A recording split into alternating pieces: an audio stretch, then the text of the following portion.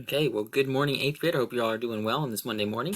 Today we are on 11.3, and so now we are dealing with exponents, okay, and equations with exponents, okay, exponents. Okay, so if you want to follow along, I'm on page 462. Page 462. And we were doing equation stuff last time, right? We were doing something that looks like this. The square root of x equals 5. All we do to solve that is square both sides, right? And this goes away now, and we're left with x equals 25. Okay, I think most people got that, 5 times 5. So that's our review from last time. Now, here's where this lesson gets a little bit more complicated than that. We have, what if we have x squared, okay? And I want to know what is x squared equal, and I take the square root of that. Well, that equals x, right? That makes sense. Take the square root of something that's x squared, but it's a plus or minus x. Okay, so the answer actually could be we can write the answer this way, but we could also write it minus x and x. Okay, both are right, and here's why. Let's think about this. What if I had negative x that squared is what? X squared. Or positive x, and that squared is x squared. It doesn't matter. This negative sign here doesn't change the answer. So let's not use it with x now. So you need to write that down. Write it down. Let's do it with a number. Okay, let's make it a little more practical because that's always more fun. So what if we had something like this? X squared equals 16. Okay, now I don't want to know what x squared is. I want to know what x is. So the way I get that this squared out of the way is by taking the square root of both sides. Right? It's the exact inverse of what we did in yesterday's lesson, so that's not very hard to conceptually understand, right? So now I take the square root of x squared, and the squared goes away, and with x equals, now what is the square root of 16? Well, it's 4, right? Now that's easy. We've done that all our lives. But remember what I said on the last page? This could be plus or minus 4. So our actual answer we write like this, or x equals negative 4 and 4. Okay, and here's why. Let's do a little example to show why this is true. Okay, so here's my equation over here on this side, right? Here's my equation right here. What if I put this in here and I have 4 squared? Does that equal 16? Yes, it does. So check, I know it's true. Now let's try this one. Negative 4 squared. Does that equal 16? Yes, that's true. So it's actually both. I have to have this minus here because when I square a negative sign, guess what? It turns into a positive number. Okay, so not too bad to understand. So let's try one that looks like this. So this is on, I'm going to do an example here. This is example 3. Come back here. Example 3, and this is on page 462. Okay, example 3. This is what example 3 is. X squared minus 4 equals negative 3. Now, what I do here first is I'm trying to get this by itself, just like always, just like normal algebra. So when I do that is I add 4 to both sides. Boom, the 4's go away. And x squared equals what's negative 3 plus 4? Well, that's just 1. So then I take the square root of both sides, and I'm left with x equals, what's the square root of 1? 1, but I have to write plus or minus 1. Okay? That's how we solve that one. Not too bad to understand, not too hard. Let's do one on the skill check now, since we have, I think, a lot of time here. What if we have x squared minus 3 equals 22?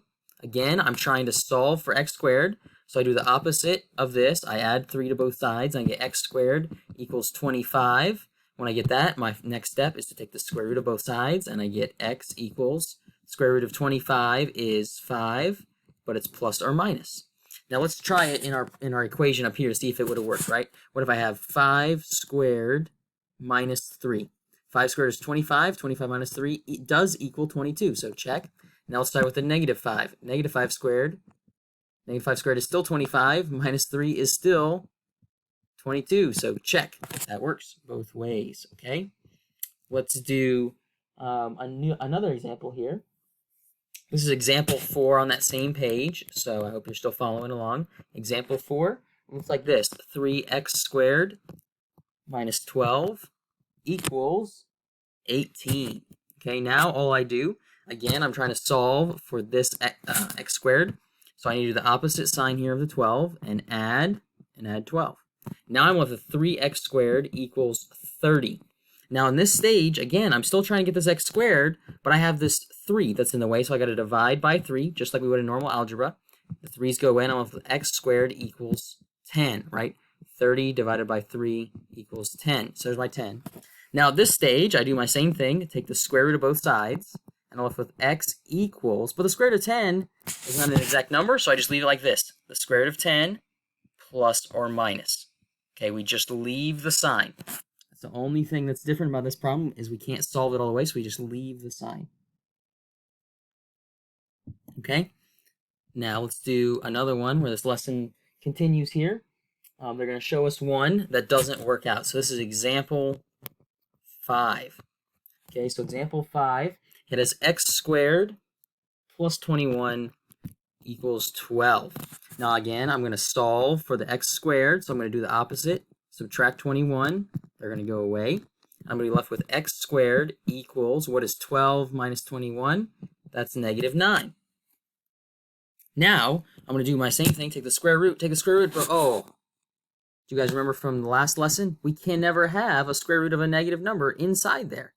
So what that means is x equals no real solution.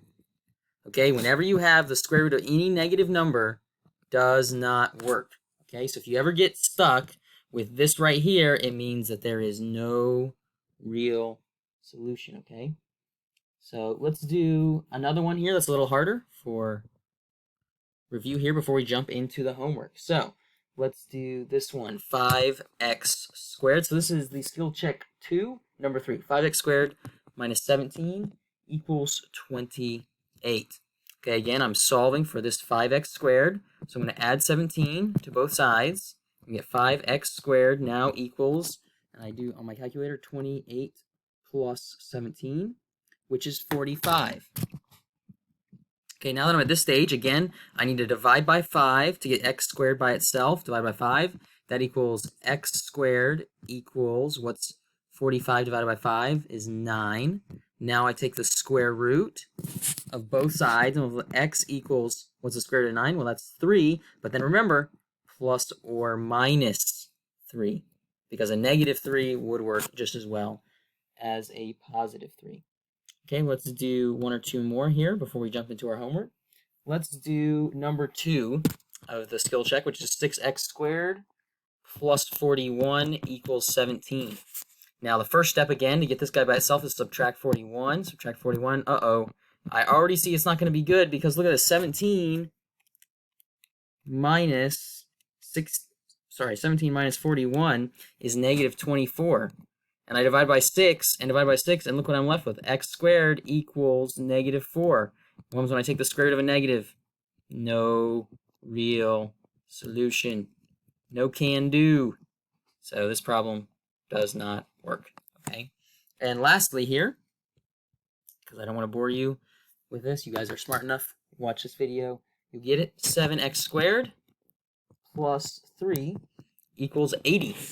Okay, so again, I'm solving for this 7x squared. So I need to subtract 3 from both sides. And I get 7x squared now equals what? What's 80 minus 3? Is 77. Now I divide by 7, and I'm left with x squared equals, what is 77 divided by 7? A handy-dandy 11. And now I take the square root of both sides. Whoa. And I'm left with x equals the square root of 11. But remember, it's the plus or minus. And that's an okay way to leave our answer. X equals plus or minus the square root of 11. Okay, so here's our homework for today. We are on page 463. Page 463. And this is 11.3. And we are doing 1 through 31 odd. Okay, that's all that we're doing for this lesson. So good luck. Please let me know if you have any questions. 1 through 31 odd. Okay, Mr. H is over now.